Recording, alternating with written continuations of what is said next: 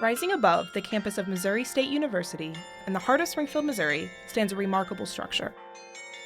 This is more than a simple bell tower. It is actually one of the largest musical instruments in the Midwest. This instrument is the Jane A. Meyer Carillon. The Jane A. Meyer Carillon automatically plays the Westminster chime sequence every 15 minutes and marks the hour with a series of rings. Twice a week at noon, students and faculty are treated to a musical performance by Professor Dr. Jeremy Chessman.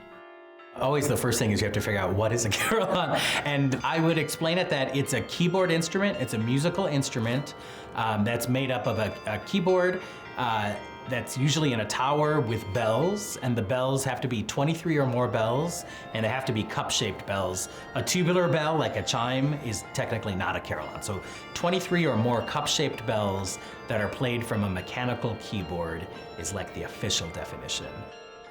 The Jane A. Meyer Carillon houses 48 bells. The largest of these produces the deep brass note of C3 and weighs nearly 6,000 pounds. That is nearly twice the weight of the average car. The smallest bell produces the high soprano note of C7 and weighs a mere 30 pounds. Together, the 48 bells collectively weigh more than 16 tons, about the weight of 9 cars. Each bell was cast at the Royal Ijsbouts Foundry in the Netherlands and inscribed with the mark of its maker and year it was cast. Playing the carillon begins with the carillonner climbing the tower to reach the keyboard cabin. This cabin is located directly below where the bells are housed and contains a mechanical keyboard known as a clavier that resembles the keyboard of a piano. Unlike a piano, each of these keys is attached to a wire that passes through the roof and into the bell space. These wires run through a system of levers and connect to a heavy bronze ball called a clapper. These clappers are the only things that move instead of the individual bells. When these clappers hit the bell, it produces the iconic carillon sound. So we play the carillon with our fist. The keys are shaped kind of like a broom handle. You can see right here. They're too far apart to play with my fingers. Although sometimes the upper ones, because they're a little bit lighter, I can play with my fingers. The lower clappers down here are about 25 or 30 pounds, so you really can't do those with your fingers. The upper ones are, you can do more with your fingers because they're just a few ounces. And so we usually make a fist to play the carillon, and then we just do it like this. So the lower half of the keyboard has pedals that we play with our feet, and there's a whole keyboard with the pedals as well. And that just allows us to play a few more. So for the really low notes, I need the weight of my whole leg behind me to play. If I play 4 notes, well, I have 2 hands and 2 feet, so that allows us to play a few more notes that way. But the harder we hit it, the louder it is, and the softer we hit it, the softer it is. So we have to have that dynamic control of the carillon.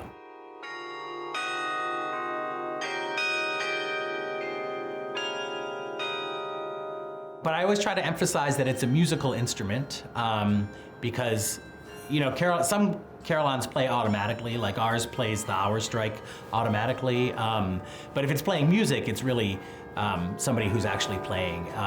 And so, you know, I think it's important to make sure that we keep the focus on the fact that it's a musical instrument that brings everybody together, and it's the bells in the tower.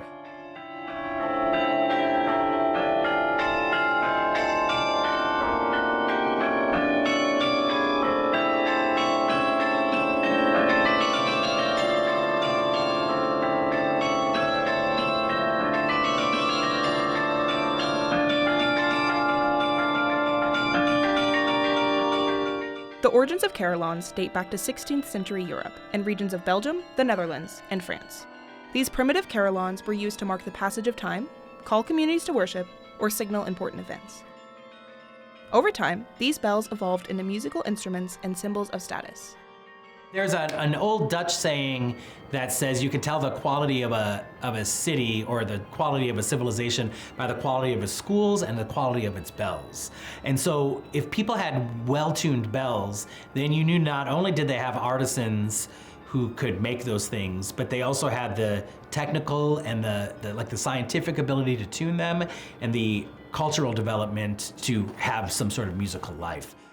Today, carillons serve as cultural landmarks and sources of music in cities and towns around the world. From the iconic bells of Notre Dame Cathedral in Paris, France, to the Grand Carillon of the Riverside Church in New York City, there are now more than 180 carillons in North America.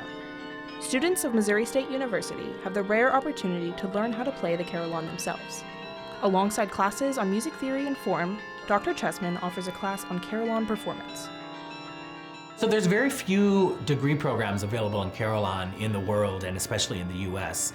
And so I think it's important, if you want something to be respected, you have to have official training, because every time you play, you're public relations for the carillon.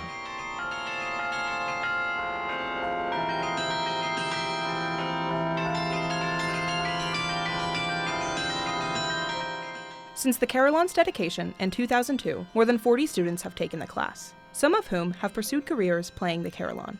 In the piano performance degree, you're required to take 2 semesters of a secondary keyboard instrument. That can either be organ or it can be the carillon, because we're lucky enough to have a carillon here.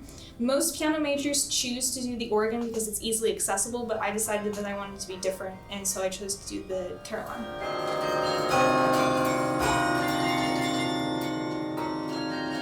You would think it would be very similar to piano because it's a keyboard instrument, and definitely being a pianist has been very easy to pick up on the carillon and to learn the instrument, but there's definitely been some unique challenges. Like, first of all, when you play the piano, you just use your hands. With the carillon, you have to use literally all of the appendages that are available to you, so both your hands and your feet. The hardest thing for me was learning how to add, in the feet, the pedals.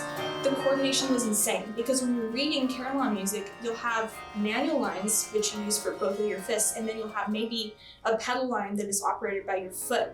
And if you split the carillon in half, the left side is operated by your left foot. It should be anyways, and then the right side with your right foot. Sometimes you can cross over, but that was definitely the hardest part.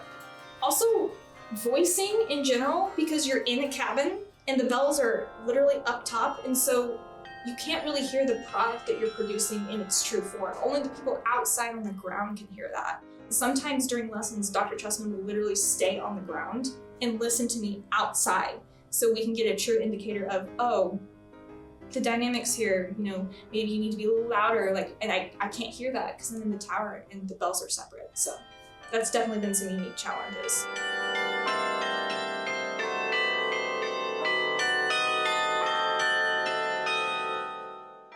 The story of the Jane A. Meyer Carillon at Missouri State University began in the late 1990s with Wesley Wilson, the Student Government Association president at the time, and Dr. John Kaiser, the campus president. The two men wanted something to commemorate the upcoming centennial celebration of the university in 2005. Well, to just give a little background, Dr. Kaiser was the president of Boise State University, and I was the director of research there. When he took the job at Southwest Missouri State University, he recruited me to come back with him, and so that was 1993. And one of the first priorities that we had when we got here was that the library needed to be expanded and it needed to be renovated. The driving force behind the carillon was, since we were doing the library anyway, Dr. Kaiser kind of thought this would be a good time for us to do one of his pet projects, and that was to have a carillon on campus. And so he wanted an icon to be at Southwest Missouri State. I want to go back to Missouri State. But so he wanted the carillon.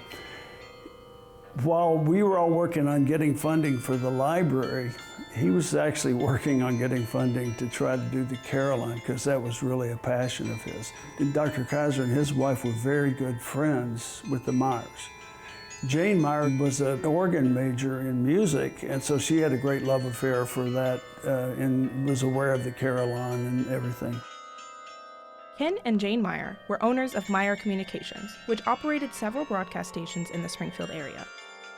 The two philanthropists loved the university and funded several construction projects. Jane was a fan of the campus's women's basketball team, the Lady Bears, and made sure every game they played was broadcast on their radio stations. Jane and Ken Meyer gave them the money for the carillon, and because of her love of music, they wanted to name the carillon after her. Ken Meyer was just really adored his wife quite a lot, and so that was a nice present that he kind of gave to her to put her name on it, because he would always say that she was the music person, and you know, anytime I would talk about anything related to music with him, he would always say, well, Jane was the music person, and he was always happy to hear updates and stuff. But yeah, she was the music lover, and he was the Jane lover, so that's why it happened that way. They talked about it, and they said, yep, we will fund that. And the carillon bells, and there's 48 bells, and they're inscribed are names of they had a child that passed away young. They have a fairly small family that's scattered around, but they also would name a bell for their friends. Design and planning of the carillon fell to Doug Sampson, the university architect at the time. Very beginning is somebody has a dream or a desire, a need that needs to be filled. So we'd sit down with the client, if you would, and really talk about the needs and write out a program describing exactly what needs to be done. And once we have the concept done, then you have to get into the nuts and bolts of how you actually structure it and make sure everything fits. In the spring of 1999, a site study was conducted to find a location for the carillon. 12 locations on campus were reviewed. Due to the ongoing renovation of the Meyer Library, the decision was made to build the Carillon Tower as an extension. Certainly within the library, there was excitement because we were so packed in the old building that we couldn't even shelve new books. The shelves were so crowded and the aisles were so crowded, so we were all very excited to get this additional space for the library. And I think the students were too, because the study space had dwindled over the years, and the new library added space for group study rooms, more classroom space, lounge space. So that was something that the students were really looking forward to. Ultimately, once the design was completed, we'd have to put it out for bid, and if the bids were acceptable, we'd award a contract and start construction. A local business, Pre-Stressed Casting Company, took the job of constructing the tower and began pouring foundations.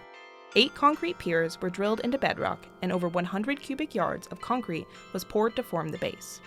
The tower itself was made up of 112 separate precast pieces of concrete. Sourcing the bells was challenging. Bell foundries, the places where bells are made, are rare in North America. There aren't many bell foundries in the United States, so it was probably the only project I did where we bid contractors from Europe on our project, and the Bell Foundry of Astens, Netherlands was the successful bidder for our bells. Once the project was underway, Mr. Sampson and his family traveled to Aston to visit the foundry while the bells were being forged.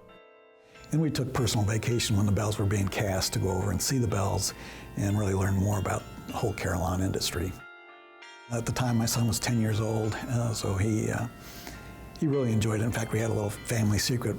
The morning we were going to the foundry, if we didn't like it, he was going to give me a certain hand signal that he wanted to leave. Well, he didn't want to leave, he wanted to go back the next day, so we enjoyed it so much. But we went through the whole process of how the bells were created. As part of Bell Foundry tradition, Mr. Sampson's son was allowed to toss some coins into the liquid metal during the casting process. Before this casting process can begin, the bell makers must create strickles of the inner and outer profiles of the bells. What normally happens is you have different profiles and shapes of the bells. You have a profile for the inside of the bell and a profile for the shape of the outside of the bell. The forging begins with the stacking of fire brick in the rough shape of the bell. The fire brick is covered by sand and rotated on a turntable, while the strickle removes excess sand. For larger bells, 2 layers of sand are placed to prevent collapsing. The sand is then covered in a fireproof coating. This pile of sand becomes the inner profile of the bell. This inner profile is covered in a layer of wax and spun to begin creating the outer bell profile. Once the shape is ready, ornamentation and inscriptions are applied by hand to the wax bell. The wax is covered in a fireproof membrane, forming the outer profile of the bell. A supporting framework is then added to the wax bell. What you have is a wax bell, which is called the false bell. You have the wax bell inside and it's encased in concrete. Then they heat up the concrete and the wax falls away, and so you're left with a hollow spot in the inside that is going to be the shape of your new bell. So this is called the cire perdu, or the lost wax method of casting, where you make it out of wax, build the mold, and then you melt the wax away. Bronze and tin are melted into a heated bucket and checked for impurities. This mixture is then poured into the bell mold and is left to cool. The floor of a foundry is a dirt floor usually, so they dig a hole and then they put that the mold in the hole, and they bring the bronze and pour it in the top of the mold, and then they bury it. After several days of cooling underground, the bells are removed. The bells are sandblasted, cleaned, and their pitch is tested. Material is removed from the inner surface to fine-tune their sound. So that's how the bell is cast, and then of course there's a lot of cleaning up, around the lettering and the lathing on the inside for tuning after that.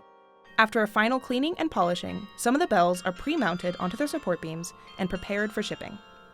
After a 25-day journey across the Atlantic, they arrived in Springfield, Missouri on August 6, 2001. Experts from the Netherlands also arrived to oversee and assist in the assembly of the bells. Earlier this morning, the keyboard was raised up to the keyboard cabin. If you look up, you'll see a window high up above top of the tower. That is where the keyboard used to play the bells is located. That's already been placed this morning. The next step, we're going to raise the 6 largest bells up to the bell chamber, and that's located directly above the keyboard cabin. Once those 6 bells are located, the rest of the bell framework will start with the largest bell framework that's located closest to the tower. We'll go up over the 6 bells that are placed, and then the framework that's got the smaller bells on it will be placed on top of that. Once that's in place, the contractor, the Royal Ice Bouts, the bell foundry, will start connecting the bells to the keyboard. It was interesting to watch them when they first brought the bells in and started assembling everything. It was fascinating because some of those bells are huge. And I don't think we quite realized to begin with how many bells and how large they'd be. During the construction, then Dean of Library Services Karen Horney and then Associate of Library Services Neosha Mackey were lifted by crane up to the tower, where they watched the construction and the massive bells up close. The crane lifted us up the whole way, and we got to look into the tower and see the bells hanging there, which was pretty exciting. After many years of planning and building, the Carillon Bell Tower was completed. The 2.5 million pound, 140-foot tall structure became the tallest carillon in the Midwest, and one of few in North America as a whole. The carillon was dedicated on April 13, 2002. Jane A. Meyer passed away on February 1, 2002, just 2 months before the dedication ceremony. When Dr. Chessman arrived at Missouri State University in 2002, he didn't get the chance to meet Jane Meyer. However, he did get the opportunity to meet then-President Dr. John Kaiser. So I met him when I first got here, and he was interested in the Carillon and wanted to know kind of about what we were doing. And he did come to some of the first Carillon concert events. We had a big dedication in April of 2002, and that was a big university hullabaloo. And then our first summer series then. And he was very supportive all the time of giving money for the summer series concerts and some of our early recital series and our early student support. So if it hadn't been from him, we wouldn't have the Carillon here, I know. Yeah, and it wouldn't be as successful a program as it is. In the 20 years since the tower's construction, it has been host to many events. So in September of my first year would have been the 1-year anniversary of September 11th. So I did play a memorial concert for that year. And they had a candlelight vigil outside by the Carillon, so a lot of people came.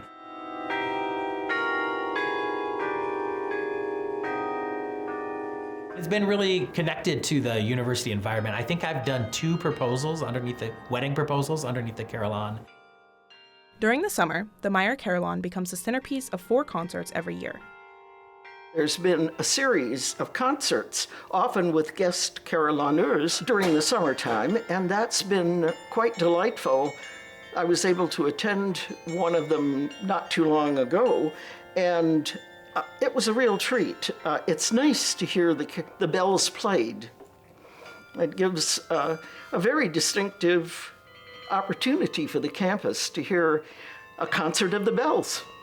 But really to have that tower on campus and to have what's the world's largest instrument on our campus really set our campus apart. I remember going to all the concerts because that was really special on Sunday afternoons right there at the fountain. It was special to Jane's heart to have something that she loved, and that was music. The Jane A. Meyer Carillon has had an impact on the university and local communities for over 20 years. The tower, its music, and the newly renovated library made for an exciting time to be a student. It's certainly a special feature of Missouri State, and every university likes to have something that is a known image for the institution. And this bell tower shows up a lot of times on Missouri State publications, Missouri State websites, T-shirts. Those are important images for everyone on campus, and the students appreciate it being an image that they can relate to. I think one of the best things about campus is the fact that we can hear all this music, like everyone can hear music that maybe they haven't heard on a day-to-day basis, and that's transmitted through the carillon.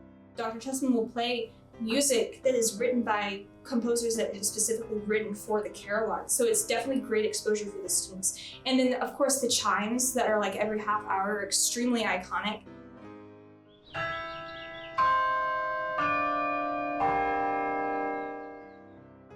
The bells, they just have such a sonorous, like bright tone. It's hard to walk through campus and not just feel uplifted, like when you're hearing carillon music. That's how it makes me feel whenever I hear Dr. Chessman playing or I'm playing. It's extremely uplifting, and I think that it really uplifts and brightens overall the campus mood.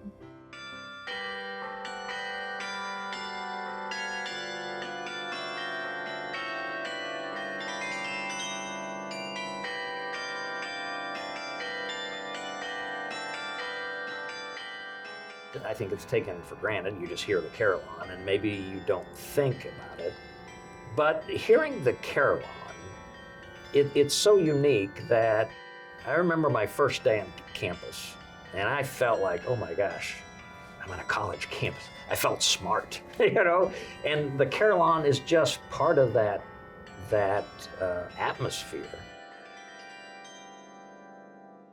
The carillon was really a source of pride. And what I really like more than anything is when I first came here, the students would normally be wearing shirts from Mizzou and different places. And by the time we got the name changed, they were wearing Missouri State shirts. And so having that pride in the student body and having pride on campus, and the carillon and all the buildings and all the things that take place on campus to create that pride for the students. That's the most important thing to me.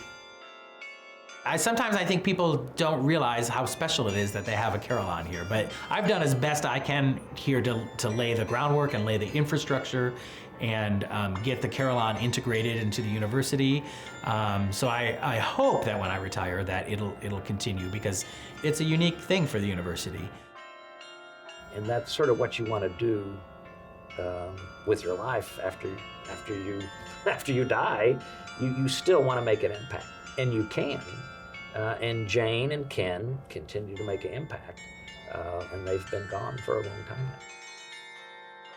time. Unfortunately, I think so many places run where that if you can't see a monetary contribution, that it doesn't have as much value.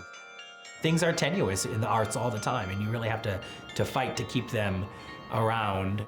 For me, the biggest thing is the impact that I leave on my students, and so my students are doing good things with the carillon in the world, and just good thing as humans, which is also an important thing. And you know, the only legacy that any of us could leave is that we made the world a little bit more beautiful while we were here. And so I think about all the music that I played and really try to have some sort of human connection. You know, I think we call the humanities, but we don't think about that's the thing that makes us human and not computers. And that's something that's really important to me. And so the only thing we have is what we have right now. And so I try to make that, and every time I'm up here, an important experience. The Carolinas really stood the test of time, and it is an icon for Missouri State University, and I think it will be for a long time to come, and so we're very proud of it.